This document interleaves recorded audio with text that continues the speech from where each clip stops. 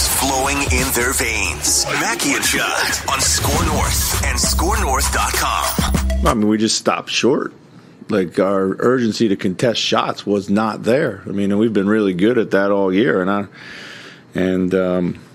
First couple possessions of the game, we did a great job. And then as the game went on, we just kept stopping short. So, the ball movement,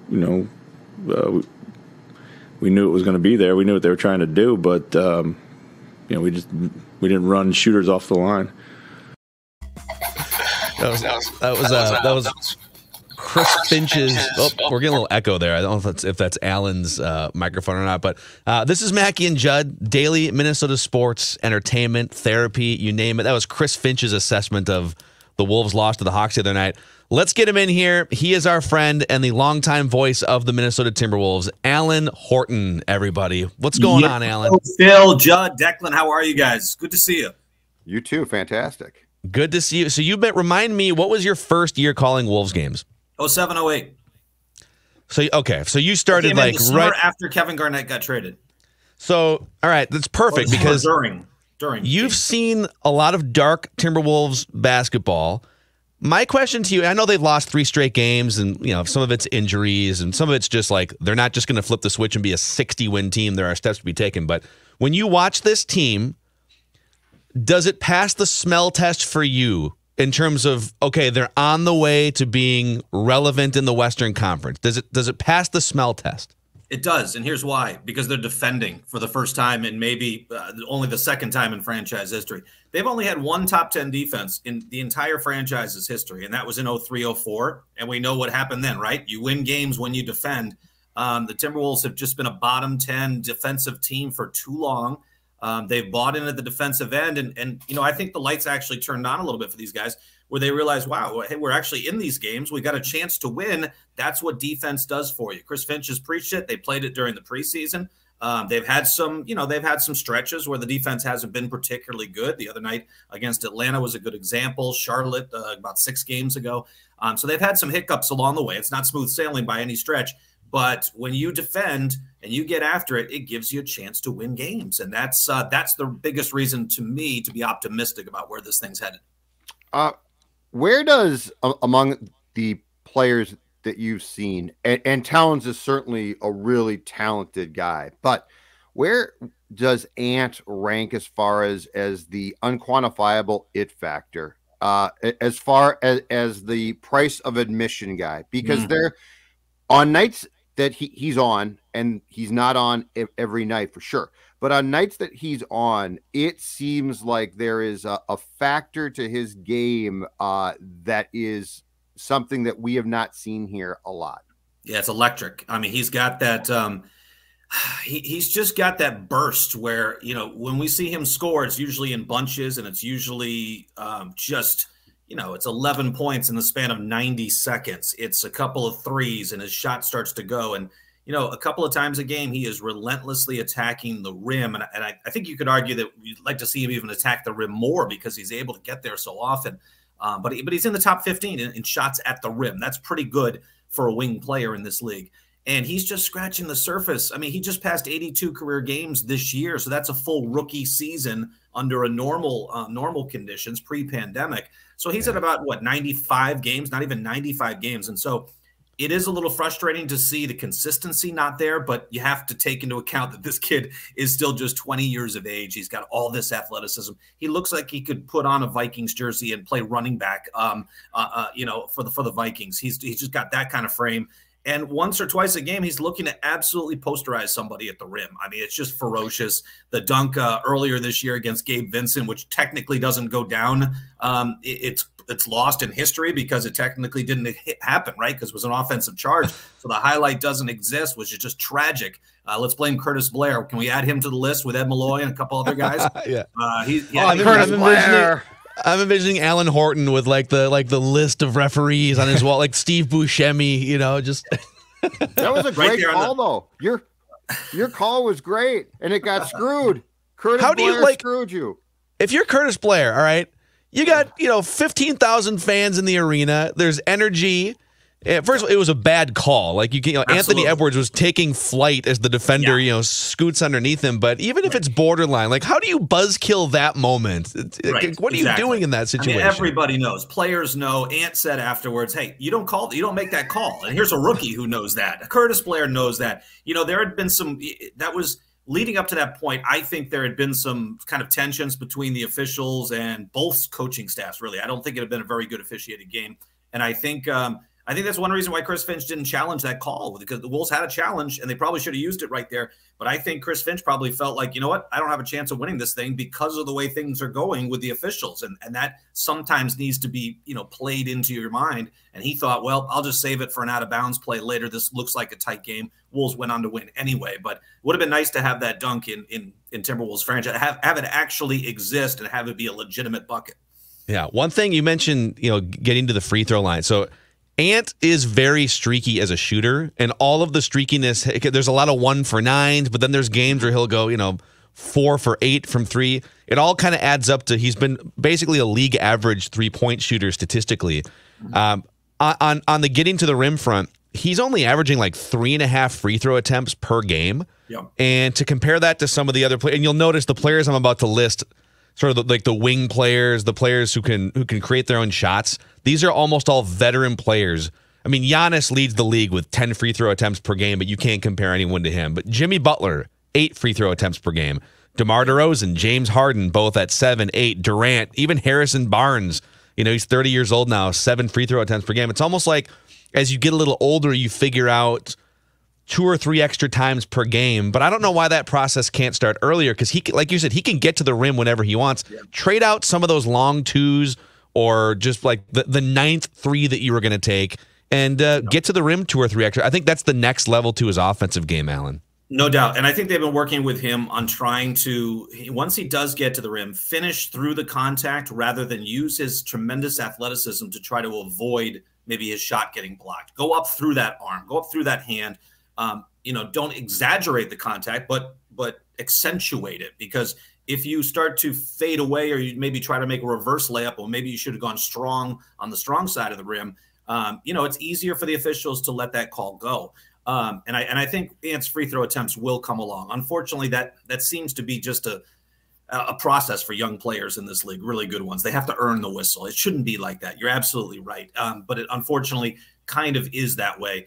It is interesting to see free throw attempts down across the league. All the creative ways that the James Hardens and the Trae Youngs and Luka Doncic used to get you in trouble on the perimeter by pump faking, leaning in, all these unnatural movements.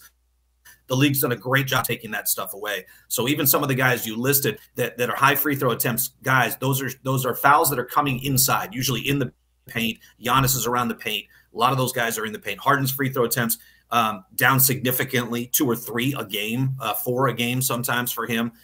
So it is nice to see some of those fouls not be called. And the other thing with Ant is that, that 3-point stroke, you'd love to see it become a little more consistent. I think he has fallen in love with the pull-up 3. Oftentimes those come in possessions where there's no passing. He just comes down, sets up his guy. I mean, you can get that shot at any point in the shot clock. It'd be nice to see that ball move, have it come back around. All right, and if there's 5-6 seconds left in the shot clock, that shot becomes okay. But move that basketball, get everybody involved. And with that 3-point stroke, you'd love to see a little more catch and shoot rather than pull-ups. And right now it's more pull-ups than catch and shoot. Let just the catch and the shot be the thing, not all the other mechanics that go involved when you're pulling up on a 3. There's a lot going on there, and he's really good at it at times, but not consistent yet.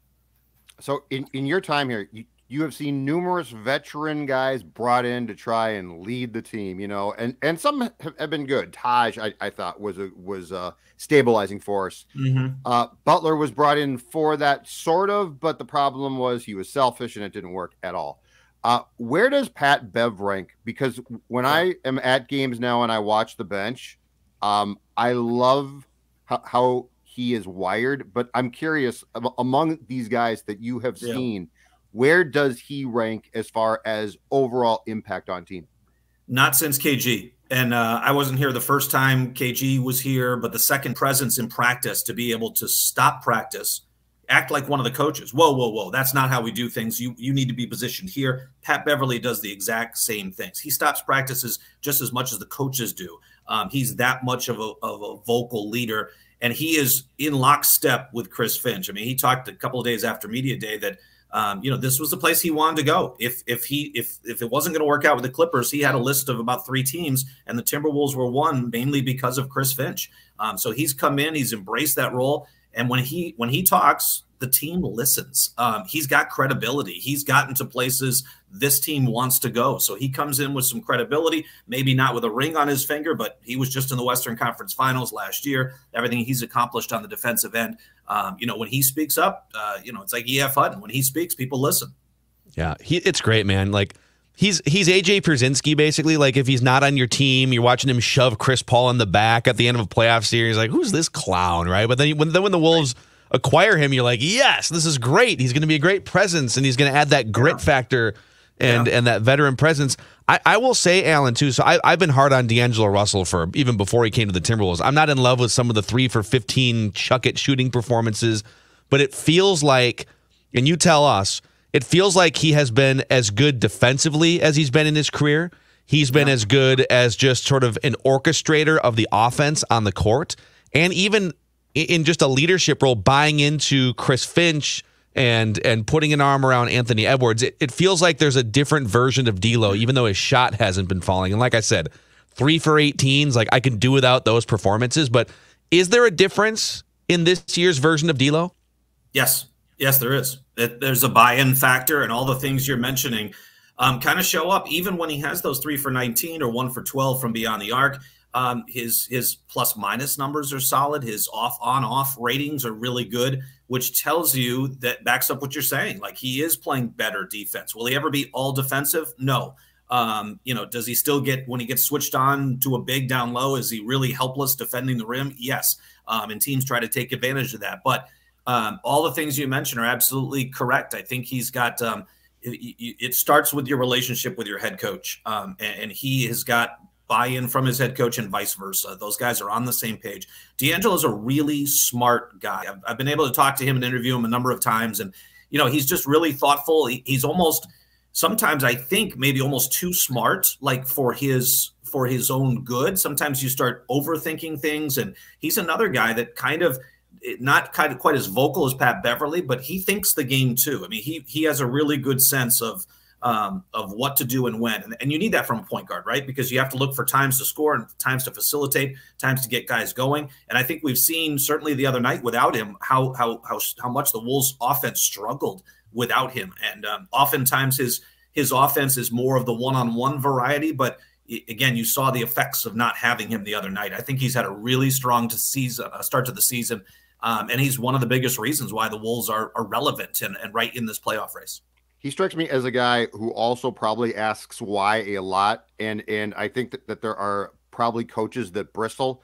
Finch, the thing I like about Finch is, and I think it's good in this case, there's no real flash there. There's no attempt to have flair there. He knows what he knows. He's comfortable in his own skin, and it doesn't ever look like he's trying to like make a statement. And I'm guessing that smart players buy in because if they ask why, instead of being told to shut up and sit down, they are probably told, here's why. Here's why, and they accept the reason. They now understand why he's asking them to do those things. I think Chris Finch has a great blend. I was thinking about during my time of all the coaches the Timberwolves have had, whether it's Randy Whitman, Kevin McHale, Kurt Rambis, Tom Thibodeau, Flip Saunders, Sam Mitchell. He's got a really good blend of a lot of different guys, and I see a lot of Kevin McHale in him, and it's maybe not a surprise because when Chris Finch joined the Rockets from the G League, the Rockets G League affiliate, Kevin McHale was their head coach, and those guys got really close. He's got kind of he's just got an everyman feel to him. He's a guy you can approach and talk to. If you're a fan out there and you see Chris Finch on the street, he'd be more than happy to say hi and talk to you for a minute. He doesn't take things too seriously. He's got a great grasp of what he wants to convey to his guys. So he's got great offensive and defense philosophies, but he keeps it simple too. He also understands the player side of it. He understands, you can't overload these guys. None of us have the attention span to handle some of the NBA playbooks that are out there, or some of the stuff that coaches have been thinking about all their lives, and they've written 500 pages of plays down. No player can, none of us can understand or grasp everything a coach wants. So he has a really good way of simplifying things, and if something's not important, he's like, just make your decision and we'll move on. He's just got a very kind of matter-of-fact way about him, and it's a real change because you've had different coaches have their hands in a lot of different areas. You've had serious guys like Tom Thibodeau, and I think Chris has some seriousness to him. I mean, basketball is basically his life, a lot like Tom Thibodeau, but there's more of an approachability than Tibbs, obviously. So there's a lot of different things. I think he's kind of a mixture of a lot of different coaches the Wolves have had, and I think that's a good thing. Yeah. So I'm with you. I think this is a corner being turned by the franchise. But I will say, I told these guys a couple weeks ago, whenever the Wolves lose like 2 or 3 games in a row, I feel the same way I feel like when a Vikings kicker lines up for a big kick. It's just like, oh God, what's going to happen here? And Towns even alluded to it a few weeks ago. He's like, at any given time, if you're not careful, 2 losses can turn into 13 or whatever. And they play a bunch of playoff, the Jazz. They're playing a bunch of playoff teams this Cleveland month. Is so good. Denver's coming up. It's a brutal schedule. Yep. I mean, almost every night you're playing a team that these games matter, and they've kind of flipped it and saying, yeah, we're playing good teams, but we also feel like we're a good team. Like they have to deal with us. Like this team can go into Philadelphia and win that game. Last year they swept 3 games from the Utah Jazz. Jazz only lost like 20 games all year. 3 of them were to the Wolves, who finished 28th in the league in defense and. Obviously struggled to win games, but they think there's a confidence level to them this year that I think it was not there in years past. But you're absolutely right. There are feelings, especially, I don't know what it is. Monday nights, Timberwolves don't try to get Monday night home games because it's the worst night attendance wise of the week. So they try not to get Monday home games, but there's something about a Monday feel where, the loss to Orlando was on a Monday. The other night against Atlanta was kind of dead. They just couldn't get going. That was on a Monday night. Even the win against Indiana was a Monday night, but it was just kind of and you do feel, you get that feeling of, oh man, here we go again. It's just kind of one of those lackluster performances where you play down to the caliber of your opponent or match the level of your opponent, and then they end up winning down the stretch. So there definitely is that feeling. And the only way to get past that is through time and through showing that you're not that team anymore. But the problem is the track record is so long that it's going to take some time so you don't get that feeling when the kicker lines up for the kick. Hey, I have one more just sort of roster question here. I love the small doses we've seen from Bolmaro so far. I mean, it's amazing. He can be out there sometimes, and he's played limited minutes, but he can be out there for 12 or 15 minutes, take one shot, maybe not even like impact the box score, but he's active, and you see him. And I'm wondering, from what you see and from just the people you talk to in the organization, what kind of a player do they think and hope he can be in like 2 or 3 years? Is there like an NBA, a current player comp that gets kicked around? I have not heard a comp to him, but you love his size and his length. And I think it was a rough debut, his first start against Trae Young and the Hawks. Trae has become just an incredible player in this league and really narrowed the conversation between him and Luka Doncic. Remember, those two got traded for each other on draft day a few years ago. I think Trae is fantastic. So Leo took his lumps a little bit against Trae Young, but so he's been in the rotation now for 5 games, one of those a start. And his development has come along, I think, really well. They got him acclimated in training camp. He got some playing time in preseason. Then he plays 4 games with the Iowa Wolves. Then he's, playing some garbage time minutes when available, when those games present themselves. And then he jumps in the rotation in Philadelphia. That to me that's a big time environment. That place was packed. It was loud. That's a hostile environment. That's a key game. It was an intense game. And he pops right in there.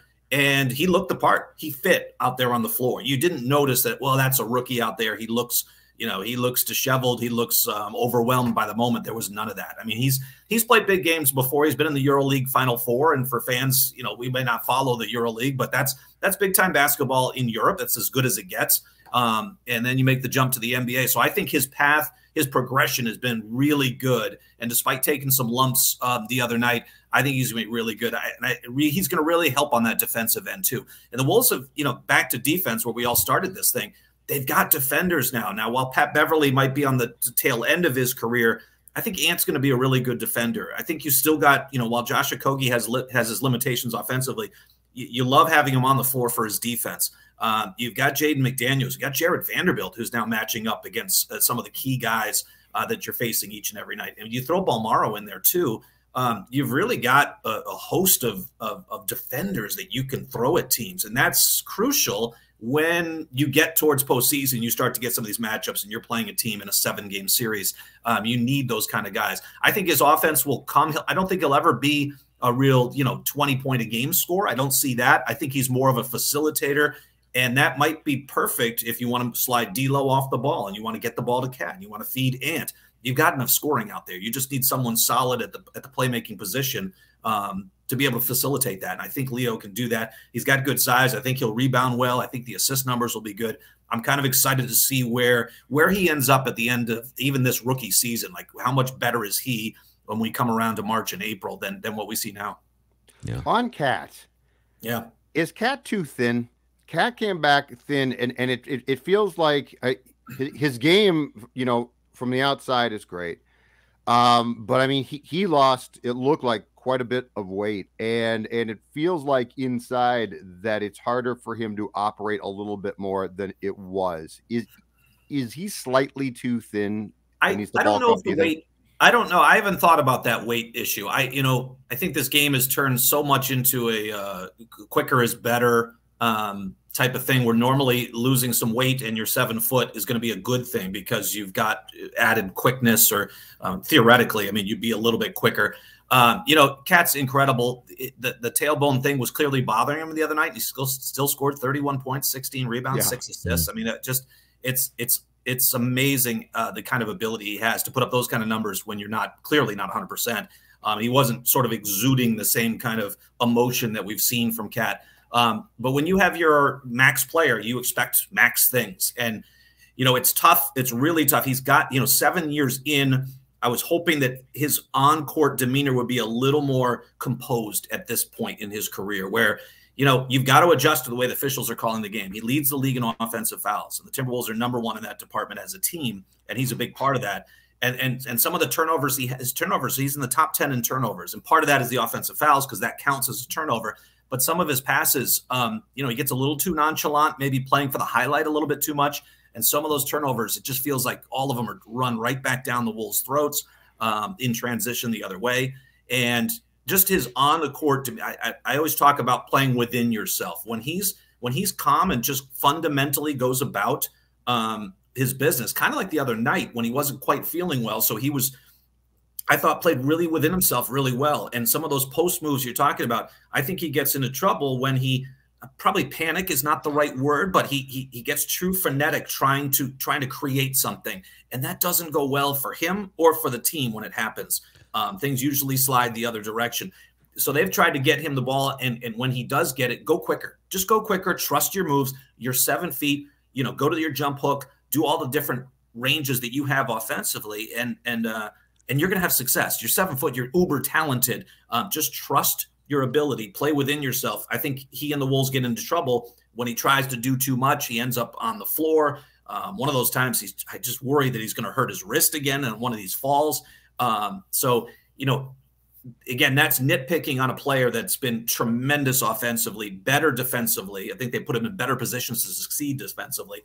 But again, that's kind of nitpicking. But for a max player, you're expecting max things. And those are the little things, I think, that if he could try to get those things improved, I think that's going to result in wins. Those are kind of winning plays that you need to make because we've seen the scoring, we've seen the rebounding, we've seen the assists, we've seen those big numbers in the past. It hasn't led to winning. It's the little things that he's got to sort of hone in on. And I know the coaching staff is kind of working with him and trying to kind of correct those things because those are big time plays. Turnovers are just crucial sometimes. I feel like he's gone through, and this is not to, because I agree with everything you just said, and this is not to let him off the hook for some of the, just more like when he shows too much emotion and he gets thrown off his game. Like, he's been through a lot of basketball and life trauma in 6 years, and I wonder, life's going to happen, but I wonder if you were to take this Cat and put him with a more stable situation where, the president of basketball operations doesn't pass away tragically, and then like the Jimmy Butler, Tom Thibodeau thing that wasn't a mix with him, like what would he be like development-wise 6 or 7 years later? Because I watch him and I think, God, he's so easily affected by external things, right? A bad call or, he's getting bullied by a Montrezl Harrell or something. And it's like he's very easy. You could see in a playoff series how easy it might be in game 4, game 5 to just get him off of his game, get him a technical foul or something. It's like I want him to be more meditative and stoic on the court, I guess. Yep. That's what I'd love to see. Yeah, I'm with you. And picking up, not getting frustrated by officials not calling fouls. And I just, I know it's easier said than done. We're saying this from the cheap seats. You could say, hey, don't react to that. Just get back down the floor and focus on the next play, right? Move on, next play. It's like a football mentality. It works in any sport. Move on to the next play.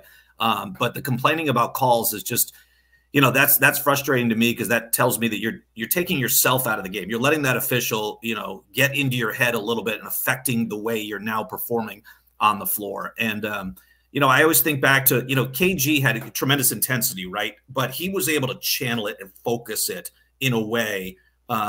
He'd have his outbursts, of course, but he did it. He was able to control when that was. It was more on his time than on sort of an official call or something like that. And I think also of a guy like Tim Duncan, who just that's a Hall of Famer. He's one of the best players ever in this game. But the way I think back of him now, and I appreciate him even more now because you never knew he was up 10 or down 10. You didn't know if he was having a good day or a bad day. He's the big fundamental, right? He just went about his work every day. And you don't want to take the joy out of the game, but you'd love to see more of that, just kind of that focus. Just trust your ability. He's got the same kind of talent. He's got more offensive talent than Tim Duncan does. But you'd love to see him kind of channel that emotion a little bit better, I think. And again, like I said, we're kind of nitpicking because he does do so many things, and there's not another player in the league that can shoot threes like him, shoot and score at every level, who can rebound, who can pass, who can do all these different things. So I don't want to focus just on the areas where I think he needs to improve. But it's, and I think to your point, Phil, had he had some stability, not only in front office and coaching, but also on the floor, having a veteran. I think when he had KG just for that short period of time, I think that made a difference. I think Pat Beverley is making a difference. But you really didn't have anybody in between those guys. The Jimmy Butler thing clearly didn't work. Taj Gibson, I think, was a solid vet next to him that worked. But Taj wasn't really a vocal leader. I think more Pat Beverley and KG kind of fit that role of being more of a mentor for Cat. So you didn't have that stability and veteran leadership on the team around him. You always sort of had, well, it was Cat leading the way and Andrew leading the way. Well, those guys hadn't done anything yet. You have to have roster construction that's got balance in my eyes. You've got to have some veteran guys. You've got to have some young guys, a good mixture to help you succeed. Yeah. Well, we kept you way longer than we said, but it was just good, man. an amazing awesome. conversation. We appreciate it. Alan Horton, longtime radio voice of the Minnesota Timberwolves. Thank you, man. Let's definitely do it again here. Absolutely. On the quest for the 10 seed, baby. That's all we care. Just Playing. whatever 6 seed would be bonus. Just the play-in game. That's all. That's the goal. Just Playing get to basketball. The play-in That's what we're looking for in April. I think they're, flat out. I think they're better than the 5 teams at the bottom of the Western Conference. That should give Wolves fans encouragement. They're better than Houston. They're better than New Orleans, OKC. I think San Antonio, even though they've won some games, and then whoever's kind of in 11th right now. I think they're better than those 5 teams, and if they stay healthy, they should be right in this mix. And it's fun to have meaningful basketball games that matter, and where fans can look at the scoreboard and look at out of town scores and see where we are and how we're moving up and down the standings. That makes it fun. That makes it fun. It's something we haven't had in a long time. Well, that's not true. We've been doing that every year on tankathon.com. It's just we're looking at the other end of this. Yeah, it's the wrong standings. Exactly. Awesome, man. Alan, thank you so much. Great Appreciate stuff. you guys. And we'll talk again soon. Mackie and Joe, we're going to pause quick and then get to our Write That Down predictions and accountability session.